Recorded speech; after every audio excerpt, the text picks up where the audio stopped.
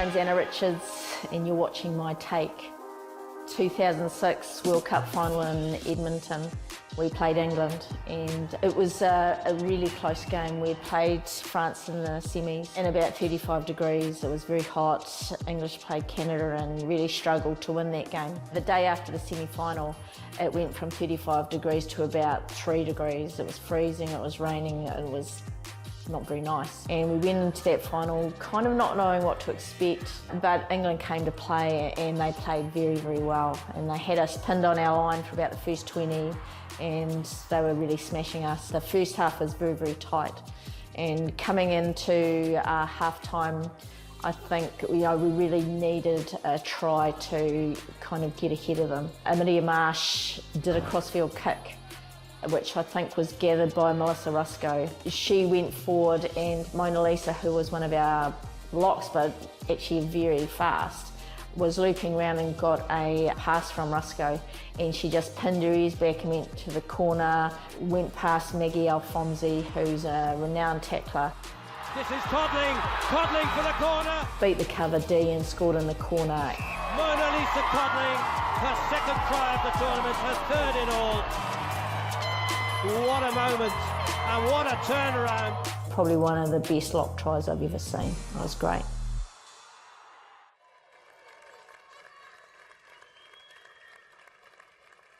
Probably one of the best experiences of my rugby career was going on my very first rugby trip overseas.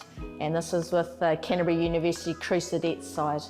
And we fundraised all year, which obviously meant selling meat raffles, etc. We went with about 40 to 45 of us, probably 40 of us players and a few management. We went through the States, England, Wales, France, Spain, Italy, back into France, ended up in the Netherlands and then finished in Hawaii. And it was over about 6 to 7 weeks. We would have had a game every second day as well as travelling by bus around. And these are the days where there was no cell phones, we didn't know where we were going. We just said to Laurie O'Reilly, who was our coach at the time, that you organise it, you just tell us where we need to be. So if any of us had got lost, none of us would have known how to get hold of the team. Most of the time we're being billeted out.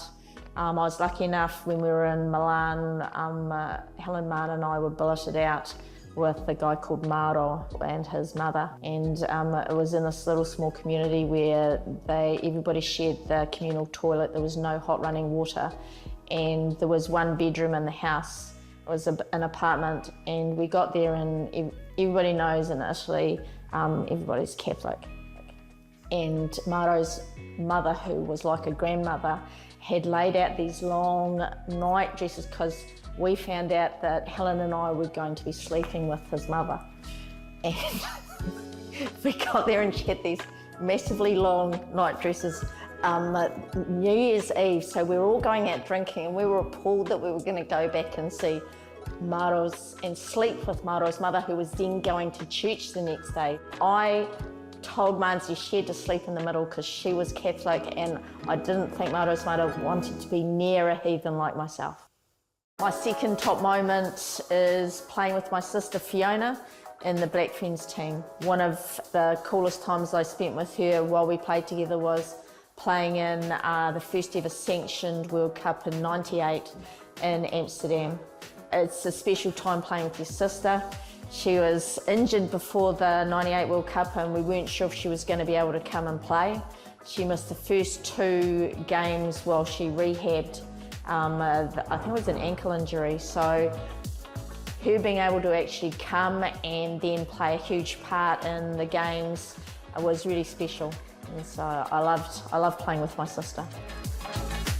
The New Zealand Sevens team played up in Hong Kong for the first time in 2000 and we played in the final in Hong Kong Stadium. Friday night we were the last game of the night and I'm not sure if you've ever been to Hong Kong.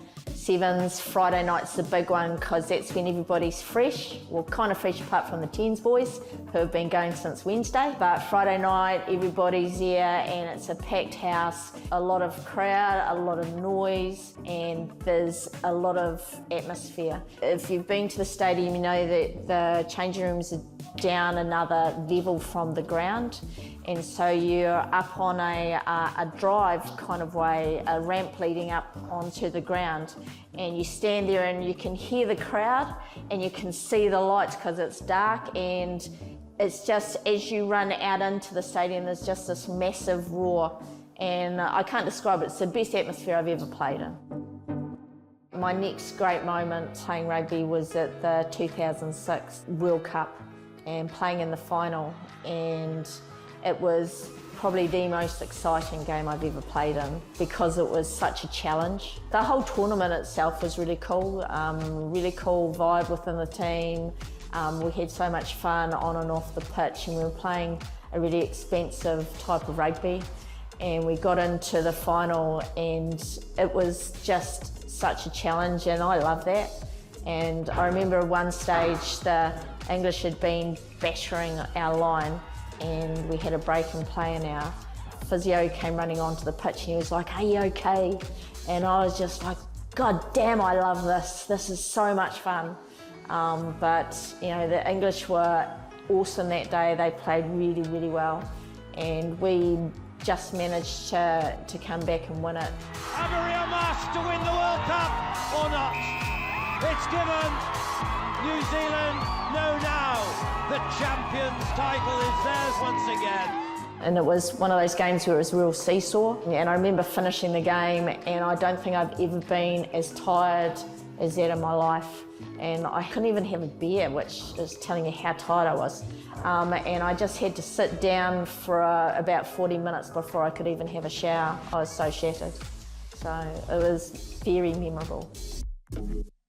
A huge moment in my rugby career was being inducted into the World Rugby Hall of Fame. Bit of a massive surprise for me, but I was lucky enough to be inducted with amazing women's rugby players. And just the atmosphere, the pomp and ceremony, and was in London. I'm always up for a good trip, you know, so it was pretty special.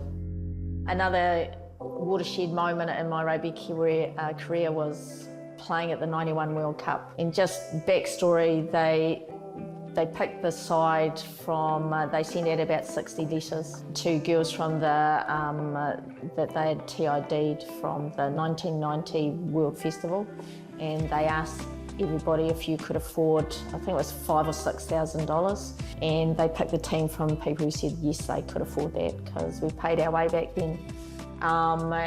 So it was a massive trip over to Cardiff, very first World Cup, and I'm not sure if you know the story, but 4 women pretty much mortgaged themselves to set it up and run it. Wonderful ladies from Richmond who have now just been inducted into the World Hall of Fame. Most of us had only been playing for 3 or 4 years.